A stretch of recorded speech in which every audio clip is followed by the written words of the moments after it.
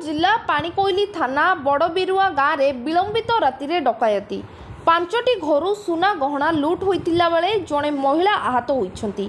सूचना मुताबक गतकाली विलंबित राति में बड़बिरुआ गाँव सुशांत साहू पत्नी शुभ कल्याणी शुभश्री साहू घर लोक खाइबा पीवा दे सारिबा परे बाहर को आसी बाहर गोटे लोक घोड़े हो ठिया होता देखिले हठात 4-5 जन लोक घर भीतर को पशि आसी श्रीमती साहू मरणास्त्र देखाइबा सहित घर लकर चाबी मागिथिले।